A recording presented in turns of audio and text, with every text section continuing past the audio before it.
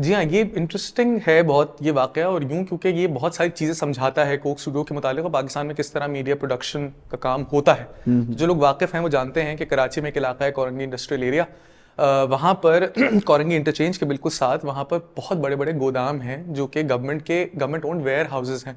आजकल गालिबन वो commerce ministry के अंडर आता है। वो बहुत बड़े बड़े फ्लोर्स हैं जो गालिबन प्री पार्टीशन एरा के गोदाम हैं, तो बहुत बड़ा साइज़ है उनका, और वहाँ पर गवर्नमेंट सब्सिडाइज रेट पर बड़ी बड़ी कंपनीज़ को दे देती है वो रेंट पर कि भाई अपना तुम सामान यहाँ पर स्टोर कर लो। पोर्ट से करीब होने की वजह से वो इस्तेमाल किया जाता था।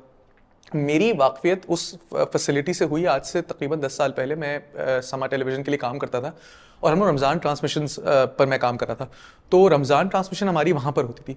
और जब मैं पहली मरतबा वहाँ गया, उन्होंने फ्लोर पूरा लगाया हुआ था समा टीवी ने अपना, तो मैंने देखा क्या करीब ही ARY का लगा हुआ है, फिर कहीं एक्सप्रेस का लगा हुआ है, तो वो पूरी जगह जो है वो मीडिया प्रोडक्शन के लिए इस्तेमाल हो रही थी, खासतौर पर रमज़ान ट्रांसमिशंस के लिए। अच्छा, हमारी सेट्स एंड ऑल पिछले 10-15 साल में अगर ये चीज़ अब बदल गई है तो जो लोग बेहतर समझते हैं वो बता पाएंगे।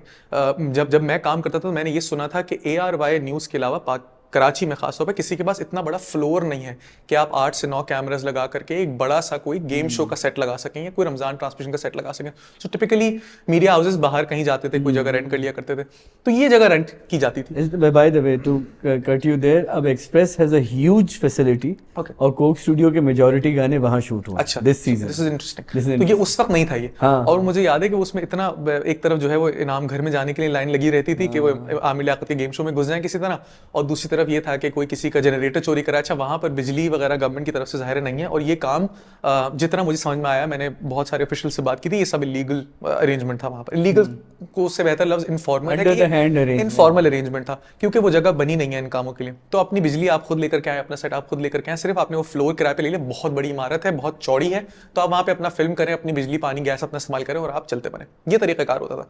कई साल के बाद पता चला कि कोक स्टूडियो की रिलीज में डिले हो गया है कुछ, और Coke Studio Regent Plaza Karachi में जो होटल है गालिबन अब नहीं है, तो वहाँ शिफ्ट हो गया है। तो मैं उस ज़माने में ये मजमून लिख रहा था कोक स्टूडियो को लेकर के, जिसका हमने पिछले एपिसोड में जिक्र किया था। तो मैं गया उन वेयर हाउसेस में मालूम करने के लिए कि हुआ क्या है, और मुझे वहाँ के चौकीदार ने बताया कि हम रात में ऐसे बंद करके चले गए थे और सुबह मेरी आँख खुली तो टीवी पे आ रहा था कि आग लग गई है उन गोदामों में, और एक से ज़्यादा गोदामों में आग लग गई है और वो जल के बहुत ज़्यादा नुकसान हो गया। वो आया चौकीदार भागा भागा, तो उसने देखा कि वो जिस स्टूडियो में जहाँ पर कोक स्टूडियो फिल्म हो रहा था, गालिबन C20 था वो गोदाम number, if I am not mistaken, तो वो तो पूरा जल चुका था अंदर से, और इस हद तक कि वो स्ट्रक्चर कोलैप्स की हद तक आ गया था, और उसके आसपास के जो 2-4 स्ट्रक्चर्स थे वो भी जल गए थे। उस आग इतनी खतरनाक थी। वो जो फ्लोर मैनेजर थे उस दिन वहाँ पर, जो सेट के जो फैसिलिटी के मैनेजर थे, गालिबन बरकत अली जोखियो उनका नाम था, if I am not mistaken. तो मैं उनके पास गया, मैंने कहा ये बताइए ये क्या हो गया। तो उन्होंने कहा कि भाई ये यहाँ पे वेल्डिंग कर रहे थे और वेल्डिंग करने की इजाज़त नहीं है इस फैसिलिटी में।